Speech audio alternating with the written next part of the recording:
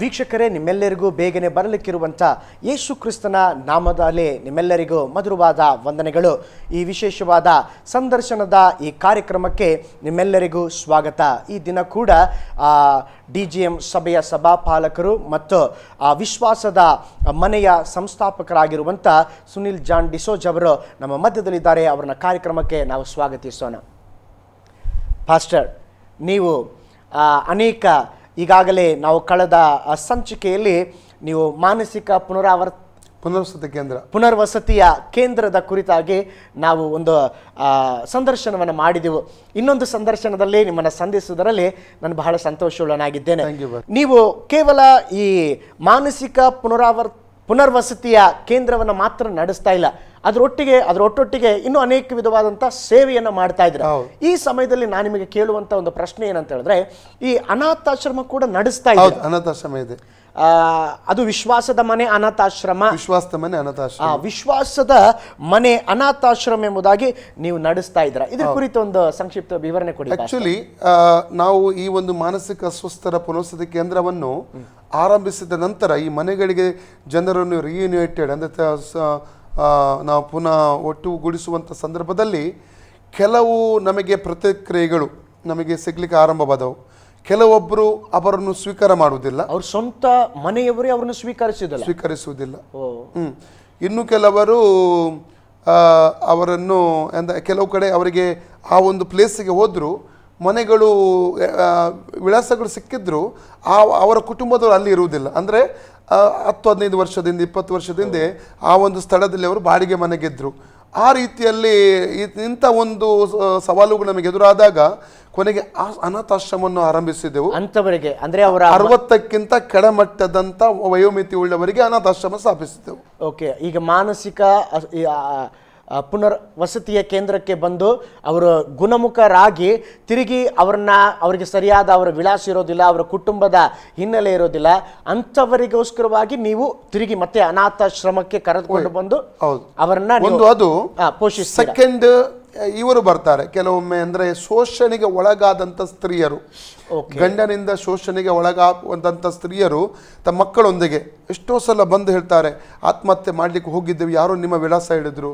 ಅನೇಕ ಸಲ ಆತ್ಮಹತ್ಯೆಗೆ ಹೋದಂಥವನ್ನು ಜನರು ರಕ್ಷಿಸಿ ತಂದದುಂಟು, ಅಂಥವರು ಕೂಡ ಇದ್ದಾರೆ. ಎಷ್ಟೋ ಜನರು ಬಸ್ ಸ್ಟ್ಯಾಂಡಲ್ಲಿ ಒಂದು ಸ್ತ್ರೀ ಮತ್ತು ಮಕ್ಕಳು ಮಲಗಿದ್ದಾರೆ, ಬನ್ನಿ ಕರ್ಕೊಂಡು ಹೋಗಿ ಎಂಬುದಾಗಿ. ಹಾಗೆ ಅವರು ಕರ್ಕೊಂಡು ಬಂದು ಅಥವಾ ಅವರು ಬಂದಾಗ ಮಕ್ಕಳನ್ನು ನಮ್ಮ ಚಿಲ್ಡ್ರನ್ಸ್ ಹೋಮಲ್ಲಿ ನಾವು ದಾಖಲು ಮಾಡಿ ನಂತರ ಅವರನ್ನು ಅನಾಥಾಶ್ರಮದಲ್ಲಿ ನಾವು ದಾಖಲು ಮಾಡಿದಂಥ ಘಟನೆಗಳು ಉಂಟು. ಶೋಷಣೆಗೆ ಒಳಗಾದವರು, ನಿರ್ಗತಿಕರು, ಅವರಿಗೆ ಏನು ಇಲ್ಲದೆ ಇರುವವರನ್ನ ನೀವು ಅವರನ್ನ ಸೇರಿಸಿ ಅವರಿಗೆ ಒಂದು ಪ್ರತ್ಯೇಕವಾದ ಅನಾಥಾಶ್ರಮ ಎಂಬುದಾಗಿ ಅವರನ್ನ ಅಲ್ಲಿಟ್ಟು ಅವ್ರನ್ನ ಪೋಷಿಸಿ ಅವರನ್ನ ನಡೆಸ್ತಾ ಇದ್ದಾರೆ. ಈ ಸೇವೆಯನ್ನ ನೀವು ಮಾಡ್ತಾ ಇದ್ದೀರಾ. ನೀವು ನಡೆಸುವಂತ ಈ ಅನಾಥಾಶ್ರಮದಲ್ಲಿ ಎಷ್ಟು ಜನ ಇದ್ದಾರೆ? ಈ ಅನಾಥಾಶ್ರಮದಲ್ಲಿ ಸುಮಾರು 47 ಜನ ಇದ್ದಾರೆ. 47 ಜನರನ್ನ ಅವರು ಹೇಗೆ ಹೆಂಗಸರು ಗಂಡಸರು ಎಲ್ಲ ಜನರು ಇದ್ದಾರೆ? ಹೌದು, ಹೆಂಗಸರು ಇದ್ದಾರೆ, ಗಂಡಸರು ಇದ್ದಾರೆ. ಟೋಟಲ್ ಆಗಿ 47 ಜನ ಈ ಅನಾಥಾಶ್ರಮದಲ್ಲಿ. ಹೇಗೆ ನೀವು ಅವರಿಗೆ ಸಹಾಯ ಮಾಡ್ತಾ ಇದ್ರೆ? ಹೇಗೆ? ಈಗ ಒಂದು ಉದಾಹರಣೆ ಹೇಳಬೇಕಾದ್ರೆ, ಸುಬ್ಬಯ್ಯ ಅಂತ ಒಬ್ಬ ವ್ಯಕ್ತಿ ಇದ್ದಾರೆ ಇಲ್ಲಿ. ಸುಬ್ಬಯ್ಯ ನಮ್ಮ ಟೀಮು ಸುಮಾರು ಒಂದು 8 ಜನರನ್ನು ಪುನರ್ವಸತಿ ಹೊಂದಿದಂಥ 8 ಜನರನ್ನು ಕರ್ಕೊಂಡು ನಮ್ಮ ವಾಹನದಲ್ಲಿ ಅವರು ಈ ನಮ್ಮ ಹಾಸನದ ಹತ್ತಿರ ಏನು ಹೇಳ್ತಾರೆ ಸಕಲೇಶ್ಪುರ, ಅಲ್ಲಿಂದ ತುಮಕೂರಿಂದ ಬ್ಯಾಂಗ್ಳೂರು ಆಗಿ ಆಂಧ್ರ ಪ್ರದೇಶಕ್ಕೆ ಅವರನ್ನು ಮನೆಗಳ ವಿಳಾಸ ಪತ್ತೆ ಹಚ್ಚಿ ತಲುಪಿಸುವುದಕ್ಕಾಗಿ ಹೋಗಿದ್ರು. First target Sakleshpur. ಸುಬ್ಬಯ್ಯ ಎಂಬಂತ ವ್ಯಕ್ತಿಯನ್ನು ಕರ್ಕೊಂಡು ಹೋಗಿದ್ರು. ಸುಬ್ಬಯ್ಯ ಅಂತ ವ್ಯಕ್ತಿಯನ್ನಲ್ಲಿ ಕರ್ಕೊಂಡು ಹೋದಂಥ ಒಂದು ಸಂದರ್ಭದಲ್ಲಿ ಅಲ್ಲಿ ಸಕಲೇಶ್ಪುರ ಪೊಲೀಸ್ ಠಾಣೆಗೆ ಮೊದಲು ಹೋದರು. ನಮ್ಮ ತಂಡದವರು ಹೋದಾಗ ಪೊಲೀಸರಿಗೆ ವಿಷಯ ಗೊತ್ತಾಯಿತು, ವ್ಯಕ್ತಿಯ ಬಗ್ಗೆ ಎಲ್ಲ ಗೊತ್ತಾಯಿತು.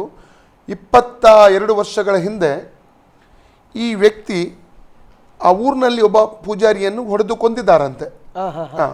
ಅವರ ಹೆಂಡತಿಯ ಕೈಯನ್ನು ಕತ್ತಿಯಲ್ಲಿ ಕಡಿದು 2 ತುಂಡು ಮಾಡಿಬಿಟ್ಟಿದ್ದಾರೆ, 2 ಭಾಗ. ಮತ್ತು ಅವರ ಯಾರು ಅಣ್ಣನನ್ನು ಮತ್ತು ಮೈದೂನನ್ನು ತುಂಬ ಜನ 4-5 ಜನ ಹೊಡೆದಿದ್ದಾರೆ, ಕತ್ತಿಯಲ್ಲೆಲ್ಲ ಪೆಟ್ಟಾಗಿದೆ ಅಂತೆ.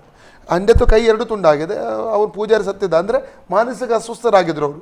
ಮಾನಸಿಕ ಅಸ್ವಸ್ಥ ಸರಿ ಇತ್ತಲ್ಲ ಇದೆಲ್ಲ ಮಾಡಿದ್ದು, ಮಾನಸಿಕ ಅಸ್ವಸ್ಥರಾಗಿ. ಹಾಗೆ ಅವರಿಗೆ ಜೈಲಾಯಿತು. ಜೈಲಲ್ಲಿ ಅವರು ಮಾನಸಿಕ ಅಸ್ವಸ್ಥರೆಂಬ ಕಾರಣಕ್ಕೆ ಒಂದೂವರೆ ವರ್ಷ ನಂತರ ಏನೋ ಅವರಿಗೆ ರಿಲೀಸ್ ಆಯ್ತಂತೆ. ರಿಲೀಸ್ ಆದಾಗ ಅವ್ರಿಗೆ ಗೊತ್ತಿಲ್ಲ, ಅವರು ಮೊದಲೇ ಅವರು ಮಾನಸಿಕರು. ಹಾಗೆ ತಿರುಗಾಡ್ತಾ ಈಚೆ ಕಡೆಗೆ ಬಂದಿದ್ದಾರೆ ಗೊತ್ತಿಲ್ಲ. ಹಾಗೆ ನಮಗೆ ಅವರು ಸಿಕ್ಕಿದ್ದು, ನಾವು ತಂದು ಅವ್ರನ್ನ ಸಾಕಿದ್ದೆವು. ಅವರಿಗೆಲ್ಲ ವೈದ್ಯಕೀಯ ಚಿಕಿತ್ಸೆ ಕೊಟ್ಟು ಹಾಗೆಲ್ಲ ಅವ್ರಿಗೆ ಒಳ್ಳೆ ಪ್ರೀತಿಯನ್ನು ನೋಡಿದೆವು. ಕೊನೆಗೆ ಅವರು ಮಾನಸಿಕ ಇದು ಸುಧಾರಣೆ ಹೊಂದಿತ್ತು, ಅವರು ಗುಣ ಹೊಂದಿದ್ರು. ಮತ್ತು ಅವರು ಕೂಡ ಇಂಗಿತ ವ್ಯಕ್ತಪಟ್ಟು ನಾನು ಮನೆಗೆ ಹೋಗಬೇಕು, ಪಾಪ ಅವರು ಒಂದು ಅಂಗೀಕಾರ ಮಾಡ್ಬೋದೆಂಬ ಭಾವನೆಯನ್ನು ಹಾಗೆ ಇರ್ಬೋದು. ಯಾಕಂದರೆ ಅವಾಗೆಲ್ಲ ಆರೋಗ್ಯ ಸರಿಯಿಲ್ಲ, ಆ ರೀತಿಯೆಲ್ಲ ಆಗಿ ಹೋದದ್ದು. ಕೊನೆಗೆ ಅವ್ರನ್ನ ಕರ್ಕೊಂಡಿದ್ದೆವು. ಅಲ್ಲಿ ಹೋದಾಗ ಪೊಲೀಸರು ಹೇಳಿದರು, ಅವ್ರ ಊರೊಳಗೆ ಕರ್ಕೊಂಡು ಹೋಗಬೇಡಿ, ಅಲ್ಲಿ ಹೋದರೆ ಊರಿನವರೇ ಸೇರಿ ಇವರಿಗೆ ಹೊಡಿಲಿಕ್ಕಿದ್ದಾರೆ, ಒಂದು ಮರ್ಡರ್ ಆಗಿದೆ ಈಗ. ಆದರೆ ಅವರು ಒಪ್ಪಿಕೊಂಡ್ರು, ಇವರಿಗೆ ಮಾನಸಿಕರು ಇವರು ಹೌದು. ಆದರೂ ಕೂಡ ಜನ ಕೆಲವು ಸಹ ತಿಳುವಳಿಕೆ, ಮನೆಯವರಂತೂ ಇವರು ತಿಳ್ಕೊಳ್ಳಿಕ್ಕಿಲ್ಲ. ಆಗ ಕೊನೆಗೆ ಸುಬ್ಬಯ್ಯ ಹತ್ರ ಕೇಳಿದಾಗ ಪೊಲೀಸರು, ನಾನು ಅಲ್ಲೇ ಆಶ್ರಮಕ್ಕೆ ಹೋಗ್ತೇನೆ,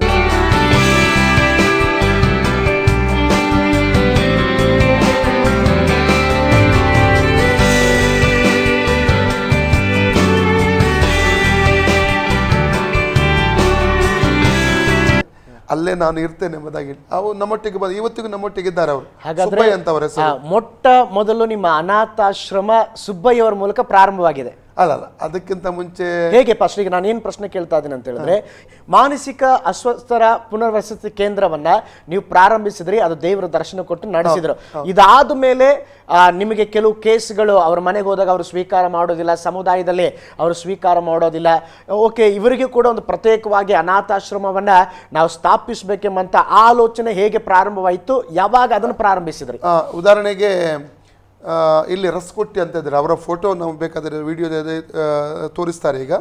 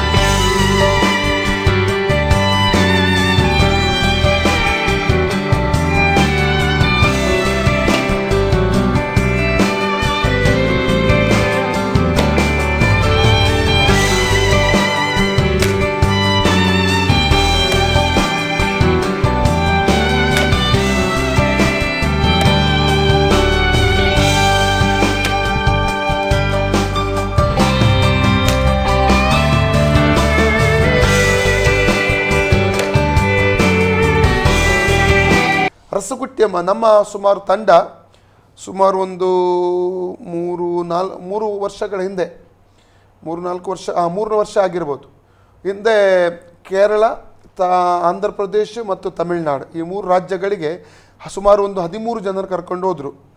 ಹರ್ಬೂರ್ ಕರ್ಕೊಂಡು ಹೋಗಿ ಕೇರಳದಲ್ಲಿ ಇಬ್ಬರು ವ್ಯಕ್ತಿಗಳನ್ನು ಮನೆಯಲ್ಲಿ ಸೇರಿಸಿ, ಅದಂತರ ಆಂಧ್ರ ಪ್ರದೇಶದಲ್ಲಿ ಸುಮಾರು 3 ಜನರು ಸೇರಿಸಿ ಉಳಿದ ವ್ಯಕ್ತಿಗಳನ್ನು ತಮಿಳುನಾಡಿಗೆ ಸೇರಿಸೋದಕ್ಕೆ ಕರ್ಕೊಂಡು ಹೋದರು. ಅದರಲ್ಲಿ ಒಂದು ಹೆಂಗಸಿಗೆ 16 ವರ್ಷದ ನಂತರ ಮನೆ ಸಿಕ್ತು, ಇನ್ನೊಂದು ವ್ಯಕ್ತಿಗೆ 23 ವರ್ಷದ ನಂತರ ಮನೆ ಸಿಕ್ತು.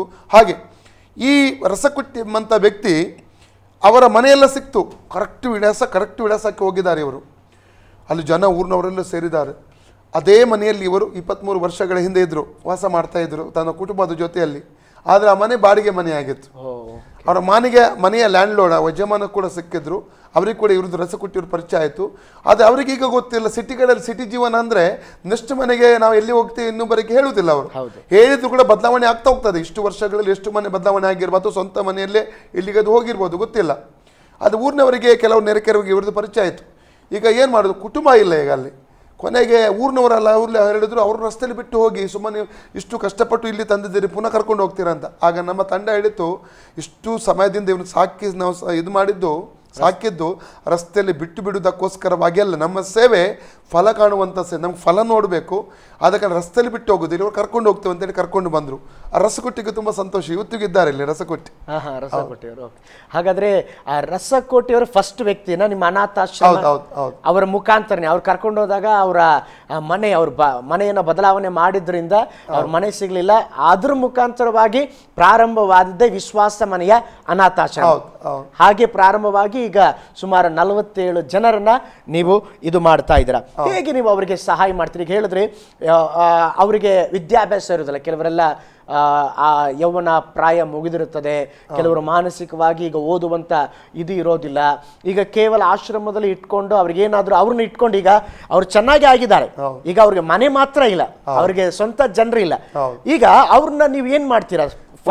ನಮ್ಮಲ್ಲಿ ಕನ್ಸ್ಟ್ರಕ್ಷನ್ ಟೀಮ್ಗಳು ಉಂಟು, ಕೆಲವೊಂದು ತರಬೇತಿ ಕೊಡ್ತವೆ.